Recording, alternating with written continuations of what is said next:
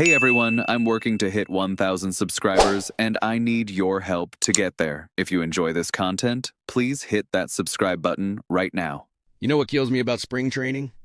Everyone shows up talking about fresh starts and new beginnings, but we're already dealing with a wounded roster before anyone's even taken a real swing. Look, I'm not here to sugarcoat this for you. The Blue Jays are walking into Dunedin with some serious problems, and we need to talk about what's actually happening down there instead of pretending everything's sunshine and palm trees. Anthony Santander just went under the knife for left shoulder surgery. 5 to 6 months minimum, the same shoulder that bothered him all of last year, and somehow they're just discovering now that it needs to be surgically repaired?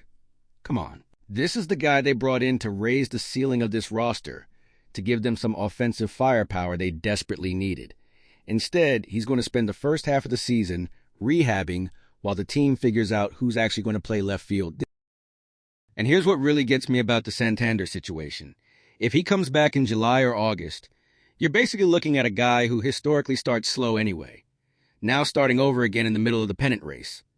That's not a recipe for success. That's a recipe for watching other teams pull away while you're still figuring out your lineup. But wait, there's more. Shane Bieber, the guy who was supposed to anchor this rotation alongside Gausman, isn't going to be ready for opening day. Forearm issues. Coming off Tommy John surgery. You don't need to be a doctor to know that forearm connected to elbow means we should all be holding our breath right now. Every update over the next few weeks matters because this could go from a small delay to a catastrophic setback in about 3 seconds. The thing about Bieber's situation is it immediately changes the entire rotation calculus. Jose Berrios, who was looking like the odd man out in some scenarios, suddenly becomes absolutely essential. And while that solves one problem, it creates another, because now your depth is being tested before anyone's played a meaningful game. Then there's Bowden Francis. Full UCL reconstruction, entire season gone. Now, Francis wasn't going to win a Cy Young or anything, but he was that crucial AAA depth piece every team needs. The guy you can shuttle up and down when someone gets hurt or needs a breather. Without him, that safety net just disappeared. Think about what this means practically.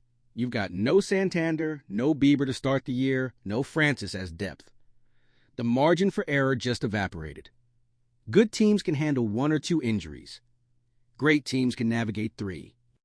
But when you start stacking them up before pitchers and catchers even officially report, you're playing a dangerous game. Here's where it gets interesting, though.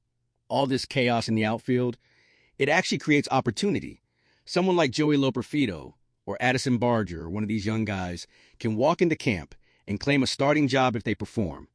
No more complicated roster puzzles, no more splitting time. Just earn it and it's yours. That's the kind of competition that actually makes spring training matter instead of being 6 weeks of glorified practice. The rotation situation is trickier. Beyond Gausman and Berrios, you're looking at guys who need to prove they belong. The depth chart gets real thin real fast when you start asking who's pitcher number 7, 8, 9. Eric Swanson's in that conversation. Maybe Gage Stanifer if they're willing to push a prospect. But those aren't exactly names that inspire confidence when you're trying to compete in the American League East. So what do the Blue Jays do now? Do they make a move, trade for an outfielder, sign someone off the scrap heap? The problem is they're already at their budget limit. Any addition requires a subtraction, and you can't subtract Santander's salary just because he's hurt. This isn't football where you can play games with injury designations. The reality is they're probably stuck with what they have, which means internal development better start happening fast. Someone needs to step up in that outfield.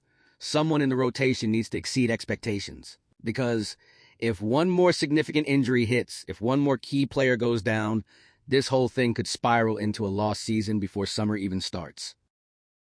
Day 1 of spring training, and we're already talking about who's not going to be there instead of who is. That's not where you want to be when you're trying to compete for a playoff spot. The Blue Jays need some good news, or at minimum, they just need everyone else to stay healthy. Because right now they're running